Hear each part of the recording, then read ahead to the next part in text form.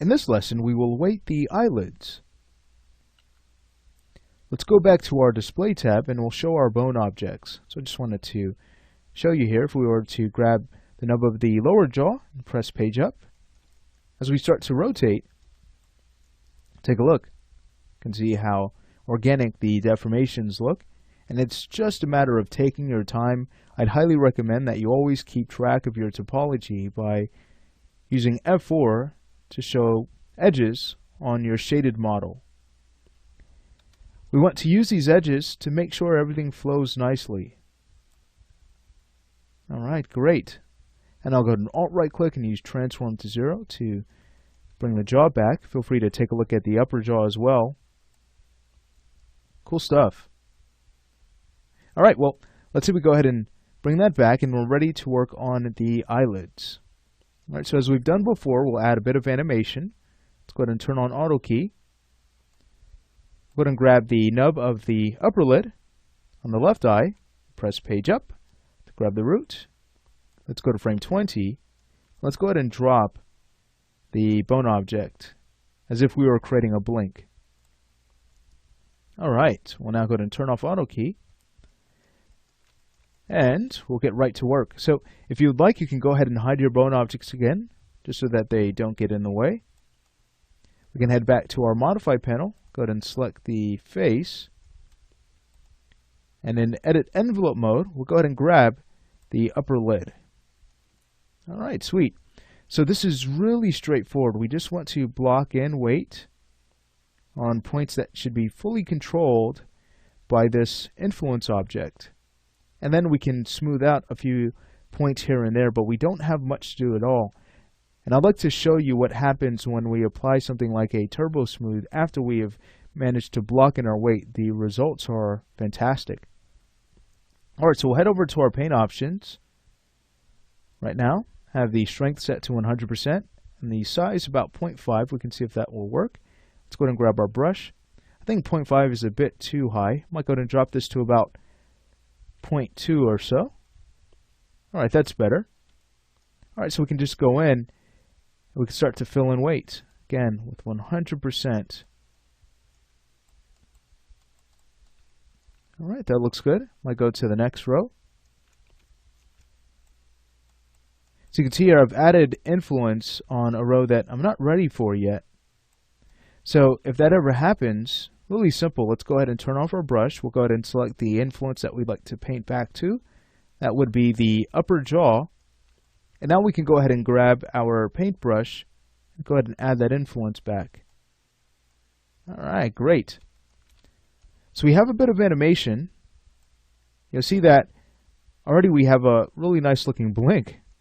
And that didn't take much time at all. What I might do is go ahead and set the strength to about, let's say, 0.05, just to grab this corner so we don't have any gaps. Let's turn off the brush. Let's go ahead and grab that upper lid again. Bringing back the brush, we'll go ahead and paint that amount in this corner right here. So we might click twice just to go ahead and fill that in. And then we have a few points around that we can always add some weight to. So again, we'll just go ahead and click twice so that they slide just a bit. That's not always the rule, of course. You shouldn't always just click twice, but you get the idea. We just want these points to kind of move just a bit. All right, so now if we were to go ahead and start to scrub, you could see we have something that looks very flesh-like. I'll go ahead and click once on the row just above that.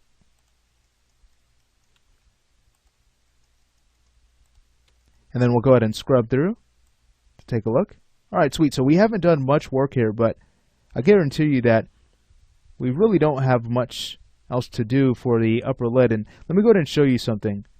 The beautiful thing about skinning a low-res mesh. If we were to go in and add a quick turbo smooth, let's press the T key a few times to go ahead and find it. Take a look at what happens when we scrub through our animation now.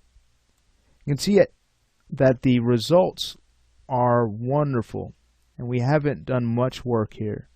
That's the beautiful thing again about working with a resolution that is not so high, so that when we're ready to finalize this mesh by working with something like Turbo Smooth, again, the results are great, and we didn't put much time into getting these results. All right, beautiful stuff. So I'll just go ahead and trash the Turbo Smooth node. Just wanted to show you that. We're ready to work with the lower lid now. So let's say we bring back our bone objects. We'll go ahead and select the nub of the upper lid, press page up. What we can now do is go ahead and remove the animation. Let's make sure we're on frame 0. We'll go ahead and alt right click and choose delete selected animation. All right, let's go ahead and grab the nub of the lower lid. The process is the same. So what we'll do here is press page up, and with the bone object selected, we'll turn on auto key. We'll go to frame 20, and we'll go ahead and rotate the bone up as if we were creating a blink. If you would like, you could also have it rotate down, just so you have 2 points to check, and make sure that the result looks great no matter how the eyelid moves. So you have that option as well. Let's go ahead and turn off auto key, and with the face selected, let's say we go back to our modify panel. Entering into edit envelope mode, we'll go ahead and grab the envelope object. We'll grab our paintbrush. Let's go ahead and make sure we set the strength to 1. And we'll get right in and start to paint. So again, we're starting with the points that should be fully controlled by that bone object.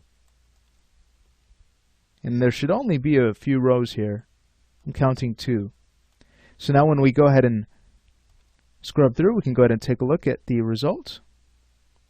So that looks nice. That corner closes in nicely. We do need to take care of the opposite corner.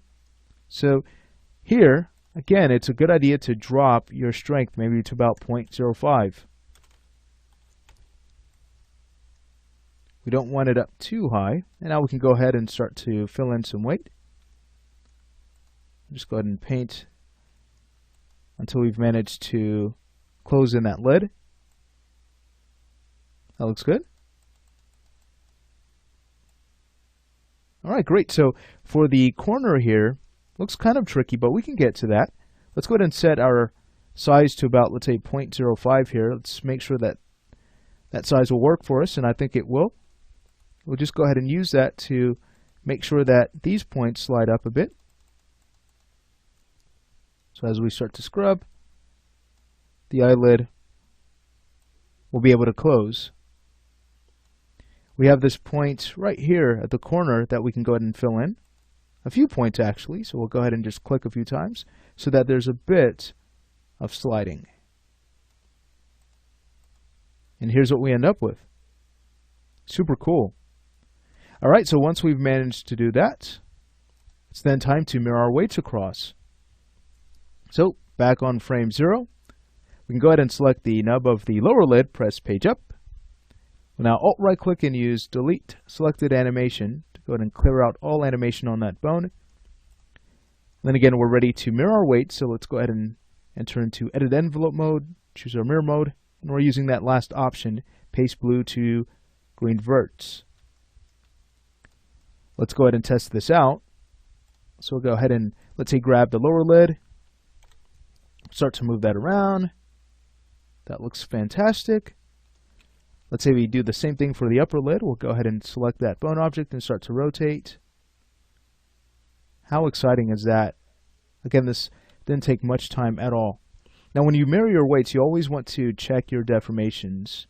So what that means is we should go to other bone objects that we have weighted to. You'll see that sometimes we might have a straying point that we'll need to clean up. And this is very simple to tweak. All we need to do is make sure that this is weighted back to the lower jaw with 100% weighting, and that'll take care of that. So still, the mirror weight tool saves us a lot of time. There might be a point or two that we'll have to tweak, but other than that, I mean, we should really appreciate the fact that we have tools like this. So if we didn't, we'd be here for a while painting weights. So again, just to clean this up, we can grab the lower jaw. We can set our strength to 100%. We can grab our brush, and we can take care of that little point. Ha ha ha. We win. All right, great. So there we have it. And that finishes up this lesson. I'll go ahead and make sure to use transform to 0 to bring our jaw objects back. And we'll move to the next lesson, which is going to be a pretty fun topic because we're going to get into learning how to create a fleshy eye system. So again, in that next lesson, we'll learn how to build a system like that to create more realism in the face.